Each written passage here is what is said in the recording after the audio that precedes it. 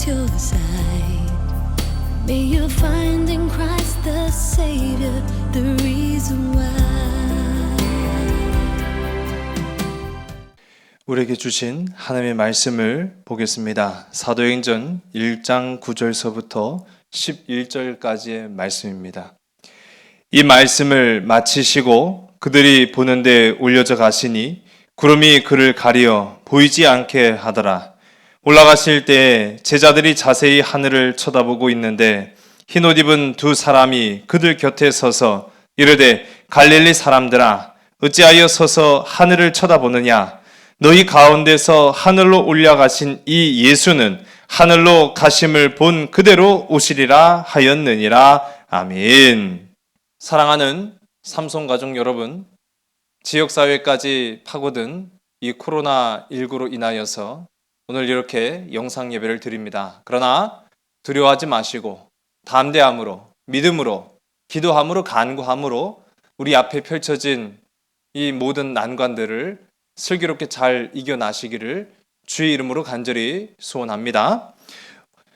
중국의 육범언신이라는 원작을 바탕으로 장혜모 감독이 만든 5일의 마중이란 작품이 있습니다. 때는 1970년 문화 대혁명의 시대로 문화와 자본주의를 타파하자는 그런 움직임으로 지식인과 학자들, 사업가들을 잡아서 죽이거나 감옥에 가두는 그런 광기 어린 시대가 중국을 휩쓸 때였습니다. 그때 그 소용돌이 한가운데 교수로 있었던 아버지 루엔스, 이 루엔스는 공산당에 쫓기는 신세가 되었고 또 이런 아버지 때문에 자신의 출세길이 막혔다라고 여겨지는 딸 딘딘은 날마다 불만으로 가득 차 있습니다. 그리고 이 남편을 하염없이 기다리는 아내 펑은 날마다 그 남편을 기다리고 있는 것이죠. 그러던 중 결국 딸 딘딘의 신고로 남편이 눈앞에서 잡혀가게 되는 그 모습을 보고 아내는 쓰러져 결국 기억 장애를 앓게 됩니다. 이후 시간이 흘러 문화 대혁명이 끝나고 남편 루엔스는 수용소에서 풀려 집으로 돌아옵니다. 하지만 아내 펑완이는 남편을 전혀 기억하지 못합니다. 그리고 매달 5일이 되면은 예쁘게 단장을 하고 역 앞으로 나가죠. 바로 남편을 만나기 위함입니다. 이전에 남편이 작은 쪽지에 쓴 편지로 5일에 만납시다 라고 편지를 보낸 그것 하나만을 기억해서 이 아내 펑아니는 남편 루엔스를 매달 5일만 되면 만나기 위해 역 앞으로 나가는 겁니다. 아내의 기억을 되살릴 수 없었던 이 남편 루엔스는 결국 평생 아내의 곁에서 아내와 함께 5일이 되면 그 남편 루엔스를 마중하기 위해서 역 앞으로 함께 갑니다. 이미 곁에 온 남편이지만 그 남편과 함께 아내가 기다리는 남편을 기다림으로 이 영화는 끝을 맺습니다. 이 영화에서 남편은 이미 왔다라는 것을 모두가 다 알지만 오직 이 아내만 그 사실을 기억하지 못합니다. 여러분, 이처럼 신랑 되신 예수님은 2000년 전 이미 우리 곁에 오셨습니다. 이제 우리가 강림절, 이 대림절을 통해서 우리에게 오신 예수님을 맞이할 준비를 합니다. 그러나 어떤 사람들은 오신 예수님을 아예 기억조차 하지 못합니다. 또 어떤 사람들은 여전히 오실 주님을 기다리고 있습니다. 신랑이 되신 예수님이 이미 오셨음을 아는 우리들은 다시 오시겠다고 우리에게 약속하신 주님을 믿는 신실함으로 우리에게 맡겨진 사명을 날마다 감당해야만 하는 것입니다. 예루살렘을 가보게 되면은요, 비슷한 모양의 두 개의 건축물이 서 있습니다. 그런데 이 굉장히 비슷하면서도요, 상당히 다른데, 하나는 황금돔 사원이고 또 다른 하나는 오늘 우리가 함께 살펴볼 승천교회입니다. 외관상 모양은 거의 비슷합니다. 그리고 또 이 두 건물의 공통점이라고 할 수 있는 것은 승천 장소를 기념해서 세워진 건물이다라는 것이죠. 그럼 도대체 누가 승천했느냐라고 하면 이 황금돔 사원은 이슬람의 창시자이며 그들이 믿는 마호메트의 승천 장소로 그가 밟고 도약했다라고 여겨지는 바위를 감싸고 있는 거대한 건물입니다. 그 외관을 아주 화려하게 꾸며놓고 지금도 상당히 삼엄한 경비로 그것을 지키고 있지요. 또 반대로 오늘 우리가 함께 살펴볼 승천교회는 바로 부활하신 예수님께서 그 제자들과 함께 40일 동안 함께 거하시다가 그들에게 약속을 남기시고 승천하셨다라고 여겨지는 그러한 장소에 세워진 교회입니다.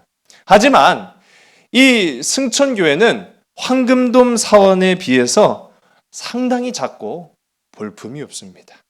그 크기를 비교하자면은 100분의 1 정도 될까요?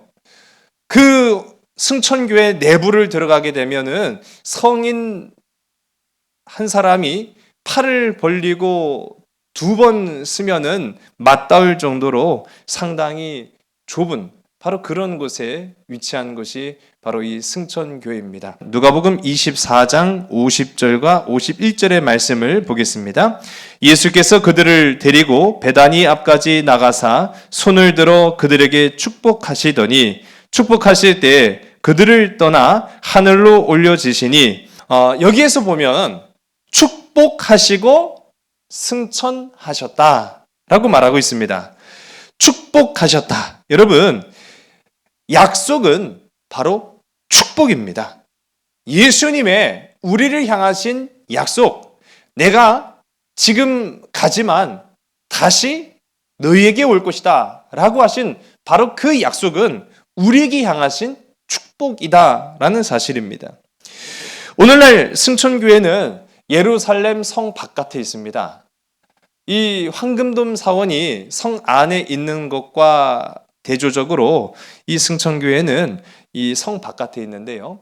그 곁에 보면은 감람산이라고 일컬어지는 이 감람나무가 있고요. 그 옆에는 우리에게 널리 익숙하게 알려져 있는 만국교회가 서 있습니다. 이 만국교회는요, 수없이 많은 순례객들로 날마다 인산인해를 이루고 있어요. 그 만국교회 바로 옆으로 조금만 더 나아가게 되면 거기에 위치한 것이 바로 이 승천교회입니다.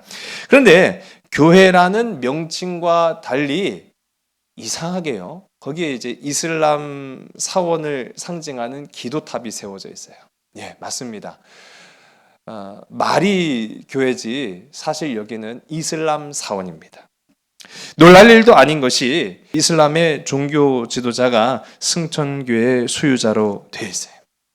참 여러 가지 역사를 지니고 있는 이 승천교회인데 과거를 보게 되면 원래 이 승천교회는 387년 이 로마가 기독교를 공인한 이후에 예루살렘 여러 장소, 특별히 기념이 될 만한 장소마다 교회를 세웠습니다. 그 가운데 하나가 바로 이 승천교회를 세우게 된 것이지요. 이후 614년에 페르시아가 예루살렘을 침공하는 그 과정 속에 이 승천교회는 파괴가 되었다가요, 나중 680년에 팔각형의 교회로 지어지게 됩니다. 그런데 이때 그 특이한 점이 뭐냐면요, 오늘날 교회는 이 황금돔 사원과 같은 비슷한 이 돔의 형태로 지어져 있는데 원래는 이 건물이 지붕이 없어요. 왜 지붕이 없을까요? 지붕이 없는 이유는 바로 우리 주님이 승천하셨다라는 것을 상징적으로 나타내기 위해서 이 건물에는 원래 지붕이 없었습니다. 그러면 이 지붕은 언제 생겼느냐? 1188년에 십자군 전쟁 이후 이 승천교회가 마침내는 이슬람의 차지가 되어버리고 맙니다. 이슬람이 이곳을 차지한 이후에 이 승천교회를 보니까 이상하거든요. 건물이 세워져 있는데 지붕이 없는 건물이 세워져 있단 말이에요. 그래서 여기에다가 지붕을 씌우게 됩니다. 그래서 외관상으로는 이 승천교회와 황금돔 사원이 상당히 유사한 그런 흡사 모습을 보이고 있다. 그러면 여기서 한 가지 의문을 갖게 되죠. 그럼 왜 이 건물을 없애버리지 않았는가? 라는 그런 의문을 갖게 됩니다. 알고 나면은 아하라는 생각을 갖게 돼요. 왜냐하면 이슬람도 이 마호멧과 마찬가지로 예수님의 승천을 인정합니다. 놀랍죠? 이 이슬람은 마호멧과 예수님께서 승천하셨다라는 사실을 부인하지 않아요. 그들의 경전인 꾸란에도 이것을 기록하고 있다라는 겁니다. 오늘날에 이제 그곳을 승천교회를 가보게 되면은 약간의 입장료를 내고 있는데 그 안에 보면은 또 헌금함도 있어요. 근데 이 드려진 헌금과 입장료는 다 어디로 가느냐? 요르단 무슬림 센터로 보내진다고 해요. 이상하죠. 그러니까 한마디로 말하면 우리가 교회에서 드려진 헌금이 절로 보내진다? 좀 이상한 공생관계의 모습들을 보게 되면은 약간 낯설기는 해요. 근데 오히려 우리가 이제 그 승천교회 건물을 둘러싸고 있는 외벽이 있는데 이 울타리 안에 여러 고리들이 걸려져 있습니다. 이 고리들이 아주 무규칙, 무질서하게 여기저기 보기 흉하게 이렇게 박혀 있는데요. 이게 어떤 의미냐면은 기독교의 각 종파들이 이 승천교회에서 승천주일에 이곳에서 각기 다른 기독교 종파들이 모여서 예배를 드리는데 자기 구역이 또 있어요. 우리 수요일마다 이 예루살렘을 함께 말씀을 나누면서 그런 모습들이 이제 익숙하게 들어보셨죠. 그 자기 맡은 구역에 천막을 치고 예배를 드립니다. 근데 이 천막을 치기 위해서 고리를 걸어 놨는데 이 고리를 다른 교파의 고리를 사용하게 되면 난리가 난다는 거예요. 싸움이 일어나고 다툼이 생긴다는 거지요. 어떻게 보면은 이 승천교회의 소유가 이슬람이고 또 우리가 드려진 그 입장료가 이슬람으로 가는 이상한 교묘한 공생관계이면서도 실상 그 안에서 하나 되지 못하는 교회의 모습을 보면 상당히 우리의 마음이 씁쓸하게 되는 것이죠. 과연 우리는 무엇을 봐야 하느냐?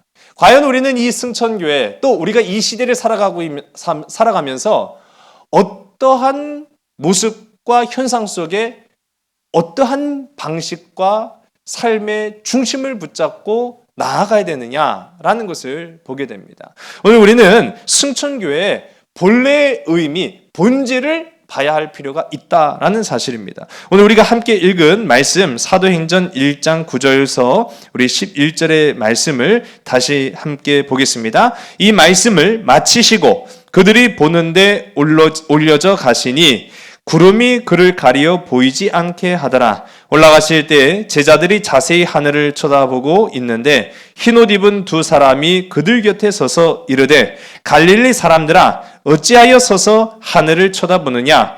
너희 가운데서 하늘로 올려지신 이 예수는 하늘로 가심을 본 그대로 오시리라 하였느니라. 아멘.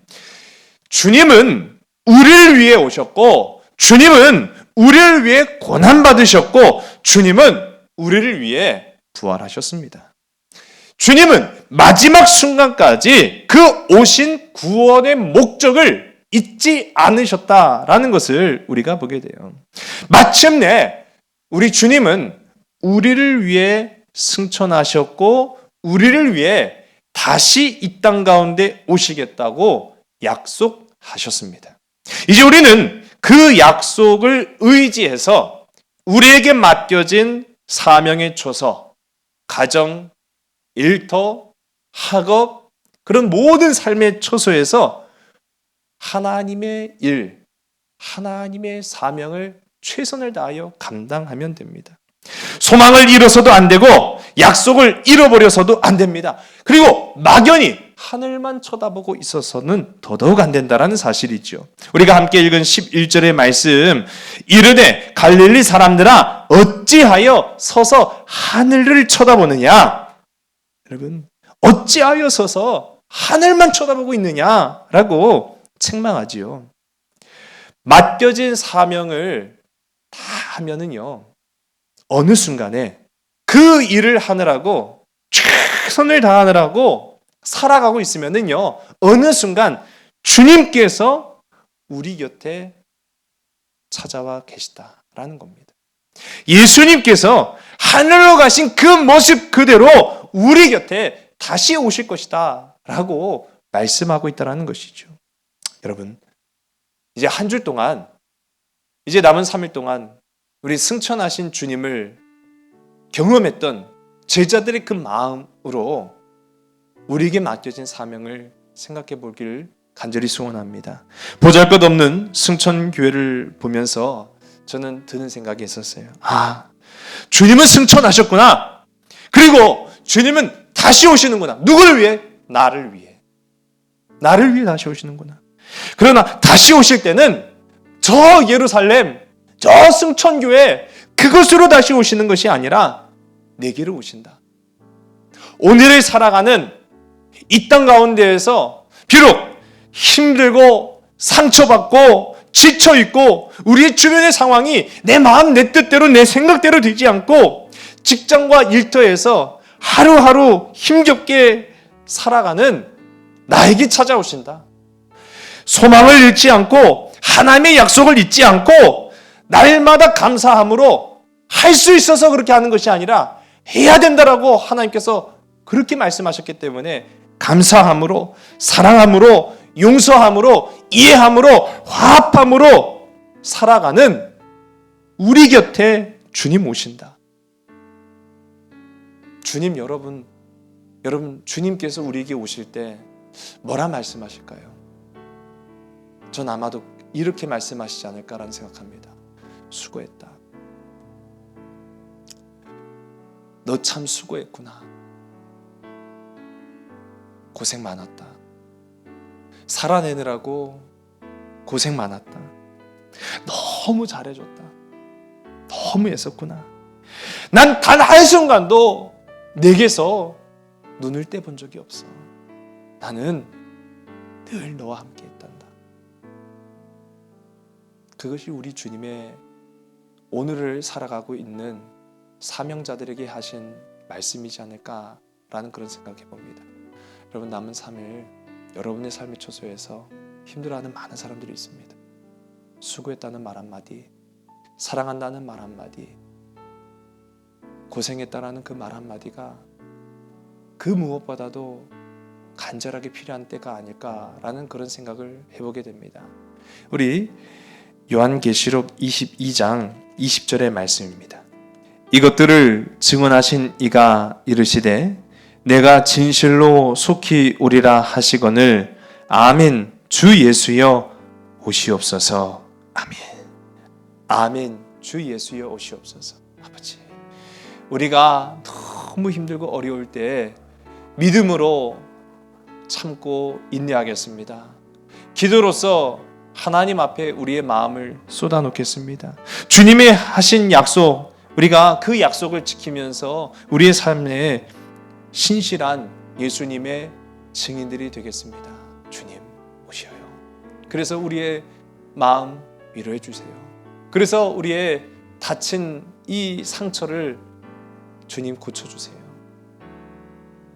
아멘. 주 예수여 어서 오시옵소서.